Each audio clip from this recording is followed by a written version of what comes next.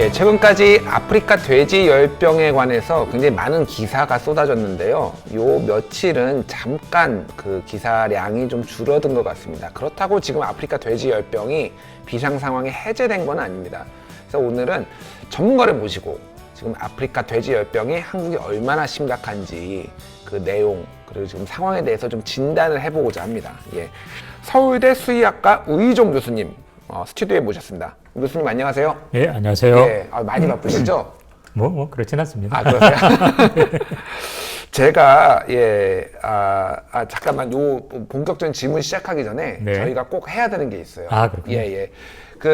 지난주부터 저희가 그 댓글 달아주시는 분들 두 분을 선정을 해서 저희가 다방커피, 닥터키친 다방커피를 드리고 있습니다. 그래서 이게 지금 갤럭시 S10도 뚫은 막강한 다방커피예요. 그러니까 예, 좋은 댓글 많이 달아주시면 저희 제작진이 2명을 선정해서 보내드리도록 하겠습니다. 제가 오늘 그 기사를 하나 봤어요. 네. 그 교수님이 인터뷰한 신동아 기사를 봤는데 네. 너무 좀 뭐라고 해야 되나? 센 발언들이 많이 나와서 제가 약간 당황한 게 그렇군요. 이게 어느 정도 이게 저는 약간 이게 소강 상태라서 좀 해결이 된 줄 알았는데 이런 말씀하셨어요. 지옥문이 열렸다. 네. 예. 붕괴 지금 뭐 양돈 산업이 붕괴할 수 있다. 뭐 이런 얘기도 말씀하셨고요. 네. 그래서 지금 뭐 어느 정도 상태인 건가요, 지금? 네. 제가 뭐 지옥문이 열렸다는 표현은 쓰진 않았습니다만 예. 어쨌든 이 아프리카 돼지 열병이 지금은 이제 경기도 북부 이제 방어선 안에 있습니다만 이것이 경계선을 넘어오면 그래서 이제 충남이나 이쪽으로 온다면 사실 살처분 때문에 대부분 그 돼지들을 뭐 처분하다 보면 사실은 우리의 그 양돈 추축 산업이 무너지는 거죠. 사실 FTA나 여러 가지로 해서 현재 국내에서 축산이 경쟁력을 갖는 건 양돈과 양계라고 이야기되거든요. 예. 그래서 아마 이제 다행히 지금까지는 뭐 잘 맞고 있어요. 네, 그렇기 때문에 그렇게 뭐 붕괴라고 말하기는 어렵습니다만 아직은 조금 더 지켜볼 시점입니다. 제가 궁금했던 게 지난번에 홍성이었나요? 네. 홍성에서 의심증이 발생을 해서 이제 검사를 해봤는데 이제 음성으로 나오긴 했는데 만약에 그러니까 궁금했던 게 홍성에서 발발을 한다. 그러면 홍성 위쪽에 휴전선부터 홍성 위쪽에는 다 살처분을 하는 건가요? 아니면은 홍성 부근만 살처분하는 건가요? 뭐 좋은 질문이신데요. 사실 이 돼지 열병의 국제 기준은 발생한 농장이 일단 500m만 살처분합니다. 500m요? 네. 왜냐면은 이거는 뭐 공기나 뭐 물로 막 전파되는 게 아니라 이렇게 묻어가지고 전달돼서 가는 거거든요. 그러다 보니까 뭐 그렇게까지 예전에 구제역처럼 뭐 5km, 10km 할 필요는 없는데 다만 지금 이제 경기 북부에서는 만약을 위해서 좀 과도하게 하는 거고요. 그래서 홍성에 발생했다. 그럼 그 농장이 원래는 국제 기준에 따르면 500m 안만 살처분하게 됩니다. 그런데 이제 좀 더 한국은 지금 우리나라는 예방적으로 조금 더 뭐 넓은 범위를 하고 있는 상황인 거는 맞고요. 근데 왜 지금 멧돼지 얘기가 한동안 나왔어요. 그래서 멧돼지를 막 잡는 뭐 열풍도 불었고 그러는데 지금 북한에서도 아프리카 돼지열병이 발생을 했고 근데 오늘 교수님 인터뷰한 내용을 보니까 그거를 지금 북한 주민들이 먹고 있다고요. 그렇죠. 먹으면은 뭐 인체에 무해하다는 얘기는 많이 들었는데 별 이게 전파에는 문제가 생기는 거 아닙니까? 그렇죠. 문제가 생기는 거죠. 생기는 거예요. 그래서 뭐 제 작년 11월 달에 평양을 다녀왔습니다만 그때 이제 북한 현실이 사실 이런 질병을 빨리 신속하게 진단하려면 첨단 장비가 필요하거든요. 그러나 그런 첨단 장비는 이제 북한에 대한 국제사회의 3중 제재 때문에 전혀 그런 첨단기가 북한에 없습니다. 그러다 보니까는 신속히 뭐 진단이나 방역이 안 되고 또 이것이 뭐 사람한테 오지 않다 보니까 어차피 어떤 먹거리 문제에 있어서는 북한에서는 현실적으로는 다 소비하는 상황이죠. 뭐 우리나라도 옛날에 못 살 적에는 뭐 탄저병에 죽은 소를 파서 다시 먹고 걸리고 이런 상황이 있었거든요. 지금 그런 상황으로 보고 있습니다. 는 이제 어쨌든 돼지를 도축하는 과정에서 뭔가 이제 뭐 몸에도 묻을 수 있고 옷에도 묻을 수 있고 이런 것들이 다른 데 가면은 또 전염이 되고 뭐 이런 상황인 거잖아요. 그러니까. 네, 맞습니다. 그런데 이제 사람들이 제일 궁금해 했던 게 그러니까 군 당국에서도 얘기를 했는데 DMG라고 하죠. DMG. DMG가 3중으로 돼 있어서 멧돼지가 넘어올 수 없다라는 게 군 당국의 공식 입장이었잖아요. 근데 어찌됐든 지금 북한에서 남한으로 내려온 것으로 추정이 되면 어떤 루트로 지금 내려온 것으로 지금. 네, 저는 지금 멧돼지 한참 얘기 됐습니다만 이 멧돼지는 사실 북에서 넘어왔다기보다는 주로 이 김포 강화에서 이제 파주에서 유행하지 않았습니까? 그 유행한 것의 영향으로 남측 그 민통선 안쪽에 있는 돼지들이 감염된 걸로 바라보는 게 더 타당합니다. 왜냐하면은 이 남측에서 발생한 시점과 멧돼지에서 발생한 시점 또 그리고 발생한 위치를 보면 그렇기 때문에 지금 뭐 멧돼지 자체가 북에서 넘어왔다기보다는 남측에 발생한 것이 그 멧돼지는 저희가 뭐 보호한 건 아니니까요. 농장을 막 방어했지만 그랬기 때문에 2차적으로 멧돼지에 지금 발생하는 현상으로 보고 있죠. 그러면은 이거를 지금 얼마나 더 오랫동안 우리가 방역을 하고 방지를 해야 되는 그런 상황. 예전에 저는 2010년, 2011년에 구제역 사태 때 좀 기억이 나는데 거의 1년 가까이 뭐 했던 기억이 나요.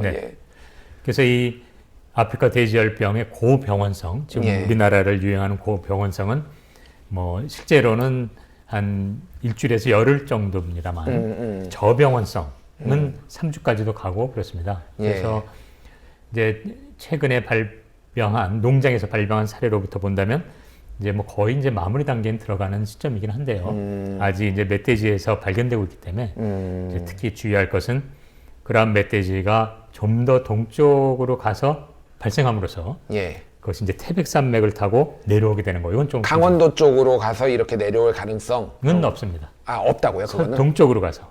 다시 말해서 지금 발생은 남측에서 많이 발생한 서해안 서뭐 포함해서 그리고 이제 태백산맥은 남북을 가로지르고 있거든요. 그렇죠.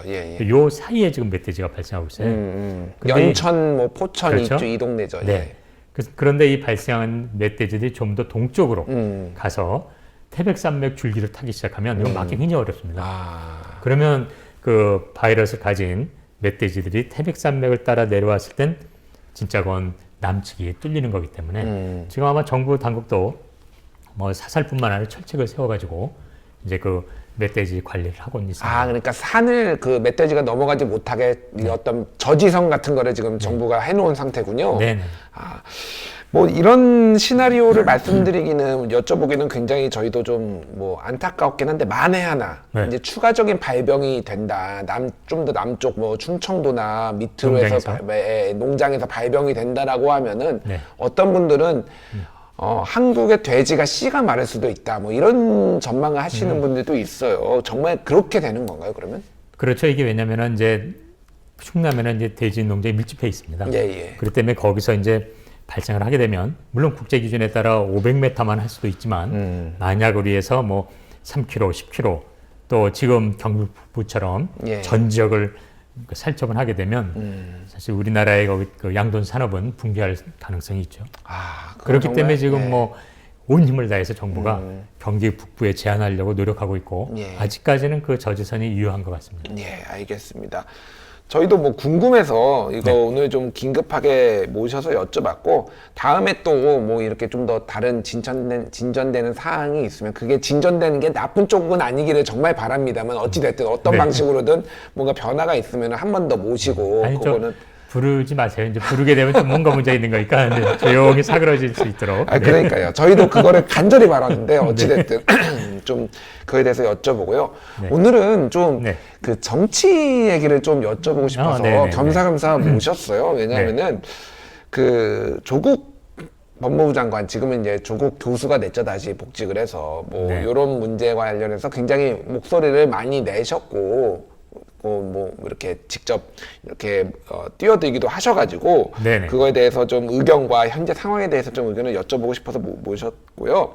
일단 지난번에 그 검찰 개혁을 촉구하는 교수단 성명서 같은 연구자 성명서가 있었는데 한 7천여 분의 연구자가 있었는데 거기 거의 대표자처럼 요거를 낭독을 하셨나요 그때? 공동대표로 하셨었죠. 그래서 어떤 과정을 통해서 그 7,000명이 모이고 그런 거를 발표를 하시게 된 건가요? 물론 이제 어떤 시작점이랄까 교수들 간의 어떤 그 공통적으로 느낀 건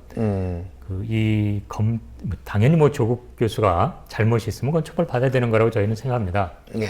그러나 그런 것들의 어떤 판단 여부는 검찰 수사에 의해서 밝혀질 것인데 너무나 의혹만으로 더욱이 어떤 피의 사실이 계속 유출되면서 심지어 단국대, 인하대, 이화대 이런 대학의 압수수색이 들어가요. 예, 예. 그래서 당시 교수들이 이제 문제의식을 느낀 건 야, 이거는 좀 검찰 수사가 지나치다. 더욱이 이게 대학의 압수수색을 이렇게 손쉽게 막 여러 대학에 들어온다는 거는 의혹만으로 더욱이 어떤 구체적인 어떤 혐의가 뚜렷하게 제시되지 않은 상황에서 그런 건 이건 좀 검찰력의 과잉이다라고 생각해서 저희들이 좀 의견을 모으는 중이었습니다. 아, 그랬군요. 그래서 뭐 저희 서울대학교 민기업 내에서도 좀 그런 얘기를 하자 이런 얘기가 있었고, 예. 근데 나중에 알고 봤더니 이미 광주 지역에서도 있었고, 다만 먼저 이제 그거를 행동으로 옮긴 건 이제 부산 지역 쪽 교수님들이 그래서 이제 이거는 좀 이 우리나라의 어떤 그 공권력이라는 지점에서 우리가 좀 더 이거는 문제 제기를 해야 되겠다 해서 이제 시작이 됐습니다. 그렇군요. 예, 일단 그 발표는 하셨고, 그래서 이제 최근에 그 조국 교수가 이제 장관직에서 사퇴를 한 다음에 서울대에 복직을 하는 과정에서 네네. 또 많은 논란, 시끄러운 게 있었어요. 그래서 서울대 교수의 입장으로서도 그렇고 국민 한 사람으로서 그 과정에 대해서 어떻게 지켜보셨는지 일단 그 스누라이프라는 커뮤니티에서 네. 굉장히 극과 극의 반응이 나왔는데 스누라이프는 좀 어떤 사이트고 왜 그런 결과가 나왔다고 네네네. 보시는지. 네. 스누라이프는 기본적으로 이제 그 서울대학에 있는 학생들의 예. 어떤 그 열린 공간입니다. 뭐 인터넷상에. 그래서 이제 거기는 학생들이 이제 의견을 내게 되는데요. 그런데 이제 일단 그 스누라이프의 성격을 말하려면 서울대생들의 성격을 좀 말씀드려야 될 것 같습니다. 예, 예. 예를 들어서 예전에 세월호 사태라든지 혹은 뭐 국정교과서 사태인가요? 예, 예. 그때 많은 이런 교수들이 이건 좀 잘못됐다라고 나왔을 적에 아쉽게도 서울대 학생들은 거의 동참이 없었습니다. 그러나 이제 아이돌 가수가 뭐 공연 온다 그러면 뭐 굉장히 넘쳤죠. 예, 예. 사실 그거는 뭘 의미하냐면 우리 서울대 학생들이 뭐 현실적으로 이번 국정감사에도 나왔듯이 대부분 강남에 상류층이 많죠. 그들은 정치에 굉장히 무관심합니다.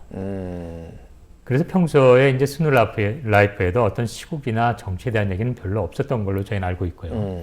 근데 이번에 그러한 어떤 특정 입장이 반영되는 것은 그러한 의견을 강하게 되는 학생들이 있을 때 그 전체 사이트가 조금 한쪽 방향으로 흘러가는 성향이 있습니다. 예, 예. 그래서 아마 지금 나타난 결과는 아마 그런 그 서울대학교의 어떤 정치 무관심이랄까요? 학생들의 이런 지점과 함께 생각해 볼 때 좀 더 판단이 쉬울 것 같습니다.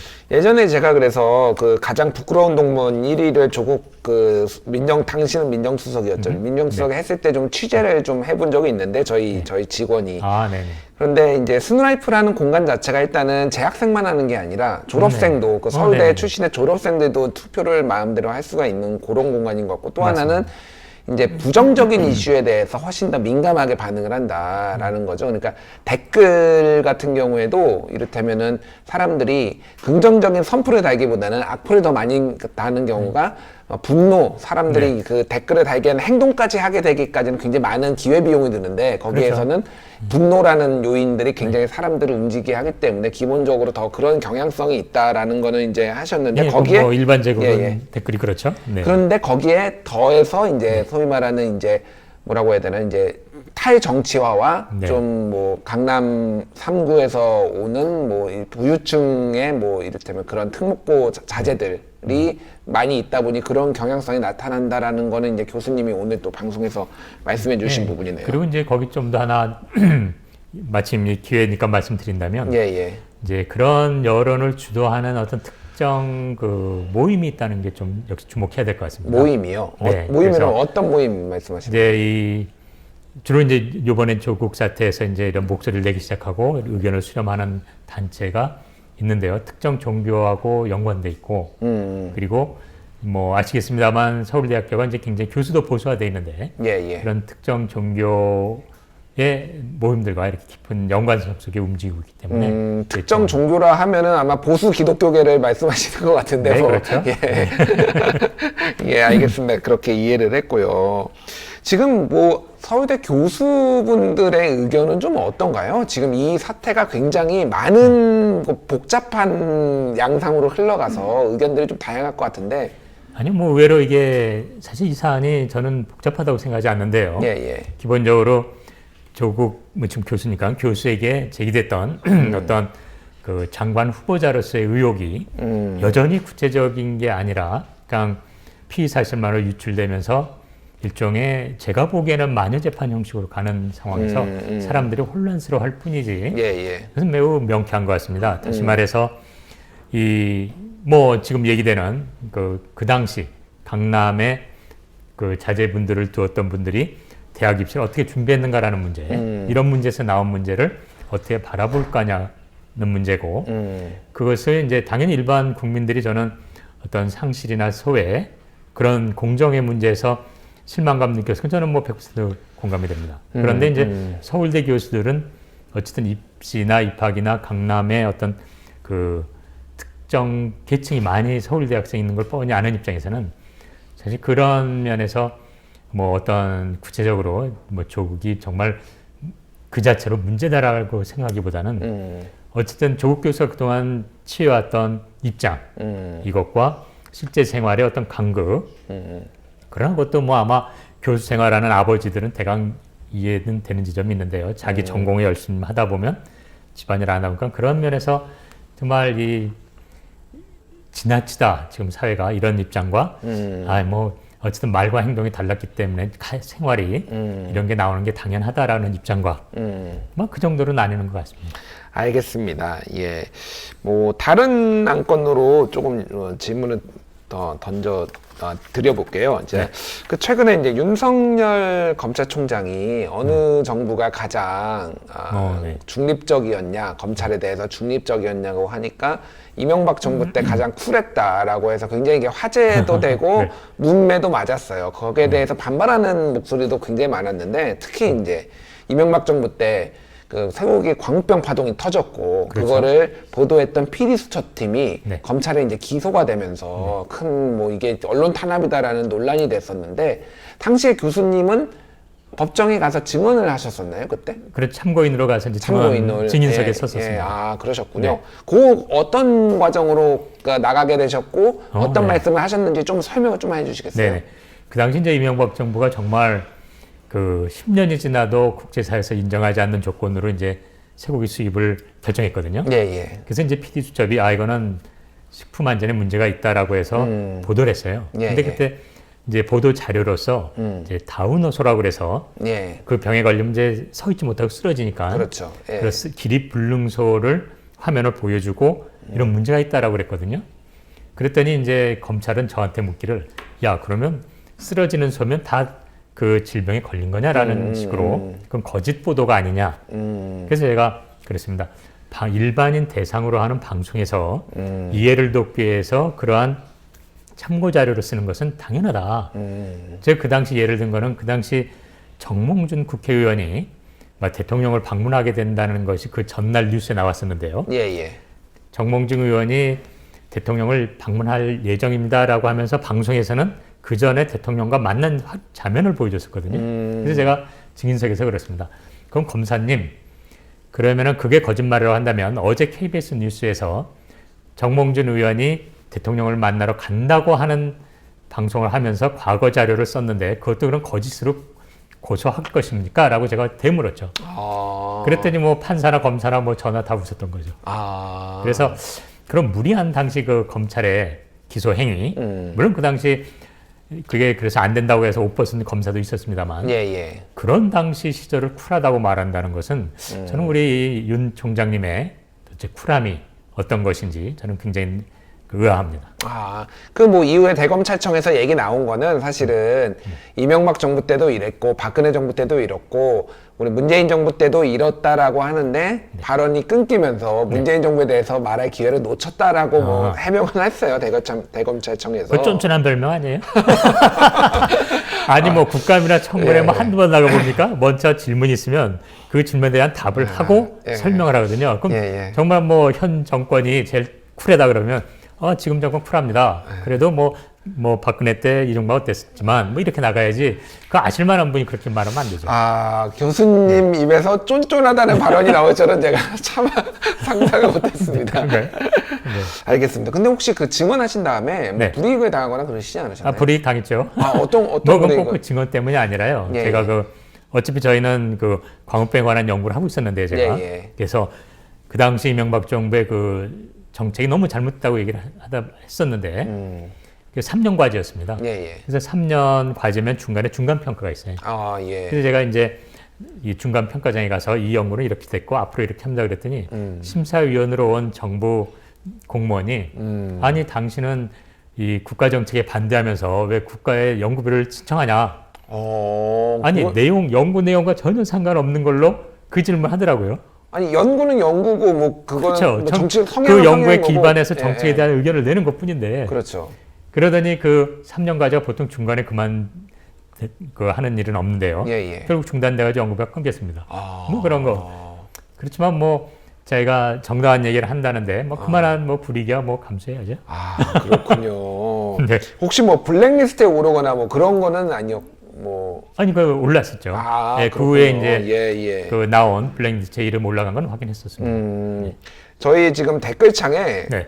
이샤넬맘께서 교수님 목소리 명품입니다. 성우 같다는 분들이 몇 분 계셨어요. 굉장히 저처럼 이렇게 경박한 목소리가 아니라 아니, 무슨 말씀을 굉장히 신뢰감을 주는 목소리를 하고 계십니다. SNS도 많이 하세요. 좀 정치적인 어떤 부담, 그러니까 입장을 많이 표명하시는데 그런 거에 대한 어떤 부담감 같은 거는 혹시 없으신가요? 저는 부담감이 아니라 오히려 책무라고 생각합니다. 그래요? 교수라는 직종은 어쨌든 뭐 학문을 하고 연구하는 입장인데요. 이 학문의 시발점은 인간에 대한 이해와 우리들의 어떤 삶의 그 풍요로움을 위한 거라고 저는 생각하거든요. 그럼 문과나 이과나 다 마찬가지이기 때문에 이 어느 특정 전공을 한다는 건 그 전공을 통해서 자기가 하는 거지만 그 전공을 하는 그 밑바닥 출발점은 우리 사회와 인간에 대한 그 애정이 있어야 된다고 생각해요. 그렇죠. 그렇기 때문에 그런 어떤 우리 사회에서는 뭐 특정 이과 교수면 왜 사회 발언을 하냐 이런 입장이 있는데 그거는 교수를 혹은 학문하는 사람을 굉장히 전문 기능직으로 생각하는 관점이라고 생각합니다. 그래서 저는 오히려 그런 질문을 받을 때 좋은 기회다. 도대체 연구를 하고 교수라는 인간들이 도대체 지 것만 하는 인간인지 아니면 원래 출발점이 우리 사회와 인간을 위해서 자기 공부를 시작했는지 구분하는 지점이다라고 저는 생각합니다. 그런 것들이 굉장히 많은 것 같아요. 직업적 편견. 예를 들면은 연예인이 어떤 정치적인 의사표현을 하면은 연예인이 뭘 안다고 정치를 지금 뭐 의사표현을 하냐. 뭐 이를테면 어떤 뭐 배우가 페미니즘을 지지하는 발언을 하면은 페미니즘 지지 발언 철회해라. 뭐 이런 식의 압력을 넣는다든지 여러 가지가 있는데 누구나 다 정치적인 의사 표현의 자유가 있고 그런 것들이 또 더 적극적으로 많이 서로 개진이 되면서 다양한 어떤 토론의 과정에서 더 민주주의가 발전하고 꽃피는 게 아닌가 그렇게 생각을 합니다. 그렇죠. 알겠습니다. 오늘 교수님 나와주셔서 너무 감사드리고요. 더 질문하실 거 없어요? 어떤 거 말씀하시고 싶은 아무거나 보다. 네, 어쨌든 뭐 제가 하나 말씀드리고 싶은 것은 이제 조국 교수의 복직에 대해서 좀 사람들이 얘기를 하더라고요. 그래서 이 기회에 말씀드린다면 이 교수가 자기 전공 분야를 통해서 사회에 기여한다는 것은 다양한 방법이 있습니다. 그런 면에서 이 정무직에 나가서 기여했던 사람들이 대학에 돌아오는 것은 자연스러운 일이라고 생각할 수 있습니다. 다만 그것이 지나치거나 법에 어긋나면 안 되는데 이번에 조국 교수가 이 복직을 신청한 거는 교육공무원법에 있는 규정에 따른 것입니다. 그런데 오히려 일반 분들이 어떻게 정무직이 간데 또 오냐라고 하는 그러한 심정에는 저는 충분히 공감합니다만 심지어 국회의원들이 그런 것을 지적하는 걸 봤을 때 저는 참담함을 느낍니다. 왜냐하면 법학교수가 법무부 장관을 했던 사람이 법에 따라서 복직 신고를 했는데 그거를 법을 만드는 국회의원들이 뭔가 문제 있다는 식으로 지적한다는 건 그러한 의원들이 오히려 법을 모른다거나 법에 대해서 태만한 형태라고 저는 생각합니다. 그런 면에서 일반 분들이 아마 그런 야, 그렇게 시끄러웠는데 어떻게 금세 가냐라는 거에서는 저는 뭐 100% 공감합니다만 그런 것들은 그 과거에나 지금이나 저희 대학에서 늘 그 법에 따라서 진행해 왔던 절차라는 것을 말씀드리겠습니다. 제가 요약을 하자면은 국민들은 할 수 있는데 국회의원 너희들은 그런 말할 처지 아니야. 이렇게 제가. 그건 책임전가고 무책임한 거야. 뭐 이런 말씀입니다. 네. 알겠습니다. 예, 뭐 각자의 또 사람들마다 입장이 다르고 생각이 다를 수가 있으니까 그런 다양성은 우리가 또 존중해주고 그러면서 대화로 또 풀어나갈 필요가 있는 것 같아요. 아까 전에 말씀드렸지만은 돼지열병이 정말로 잘 해결이 돼서 전체적으로 종합해보는 시간으로 한번 모셨으면 좋겠는데 이게 최악의 막 이런 걸로는 정말 안 모셨으면 좋겠지만 어쨌든 한 번 더 모시고 나중에 좋은 기회에 한번 자리 마련했으면 좋겠습니다. 예, 네. 지금까지 서울대 수의학과 우희종 교수님이었습니다. 감사합니다. 고맙습니다.